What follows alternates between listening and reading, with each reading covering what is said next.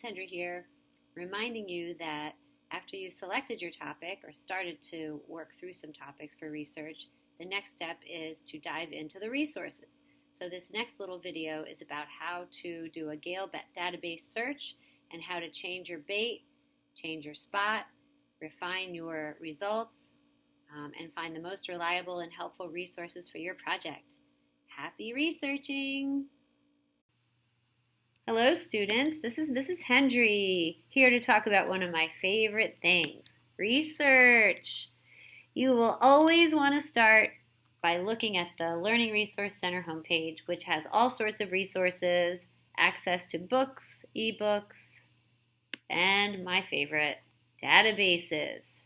So if you scroll down to the gold boxes in the database area, you will see we have 6 different main categories of databases. They're all wonderful in their own way. If you are off campus, you'll need to go through clever.com to access these. On campus, you can just go right through the LRC page. So I'm going to start with Gale Databases today, which is where I usually start. That's one of my favorite places to start. User-friendly, and they give you lots of tools to help you with your research. So I'm going to click on Gale Databases. And today I'm going to show you how to search for a topic and narrow your results. So first off, you have to think about the topics you're considering and take a look at all the options that we have. There's so many specific databases and each one will give you different results. So sometimes you'll need to try more than one, and sometimes you'll go into one and it won't be getting you anywhere and you'll realize that it is time to change to a different database. But don't be afraid to try some of the different databases. Power Search is a great place to start, especially if you don't know what you want to do. It's a little more general. It gives you fewer results. You can see I use it a lot. Today I'm going to demonstrate a search for information on racism, which is very broad. So there is a topic finder in our results list in every Gale database. That's a great place to break down your topic if you want to try that. That's a visual representation of the topic and the keywords related to the topic. But you can see in my first general search, I have so many results. 59,000 some magazines, 65,000 academic journals, 18,000 books, and so on. News articles, images. That could be very helpful with projects. Videos are great. And there's some audio, which could be really neat to listen to. So don't be afraid to try some of these different resources. But right now, this is way too much. We need to narrow this down. So the first thing I usually do is I go to the filtering area and I click on publication date. And I would like to change the date. Oops, I clicked on the wrong one. I'm going to go back. I don't want it to be, I want my information to be fairly recent. I'm going to start with 2015. I can do, I don't know, it doesn't really matter for me what month, but I'm going to just do, 5 years ago until now. So we'll just go with the 24th, and I'll make it, let's see, I want to go to, I'm not sure why it's set on August, but we're going to change it to September 2020. And now we have a good 5 years worth of resources we're searching through. So I click apply, and you will see my results change. Okay, I'm still feeling like this is too much. So another thing I like to do, you've got a couple options here. You can click on subjects and look through the choices and narrow that down. That's a great way to work through your topic a little bit and narrow your topic as well. You can see what's available. Interesting. Topic document type is another thing that I like to choose. I really just want articles. I don't want book reviews. I'm not looking for a book.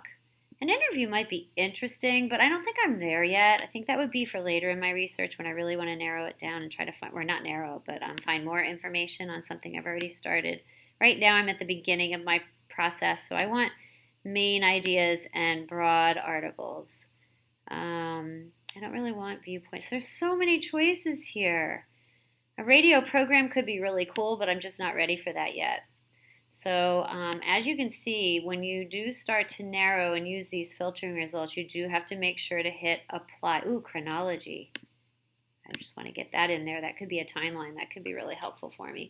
So I'm clicking apply, and now I should see a significant difference in my results. Oh, okay, pretty good. Still was wishing for fewer. As you can see, you can take these, if you get too few results, sometimes I get 3 results and I'm just like, oh no, I don't have enough. So then I go in and I take some of these refining tools off and go back in the other direction. You can search within. This is great. It takes the results that it's given you and then it lets you break it down by adding one more keyword. So racism, and I'm curious about racism in women. So let me see what happens. Oh my goodness, I narrowed it. So maybe this is the topic direction I'm going to go in. I'm not sure yet. But I can start to see some articles that may be interesting and informational. 6 Truths of Racism and Anti-Racism. I kind of want to look at that one, okay? You can see a little bit about it here, but I really have to open it up to understand more about it.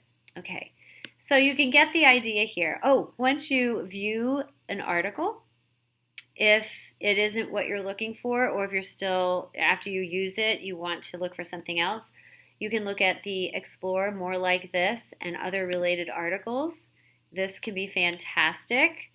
And I did that rather quickly, so let me just show you once again. On the right-hand side of the actual article, there are More Like This. You may see some titles that would be more appropriate for what you're looking for. I also love the related subjects area.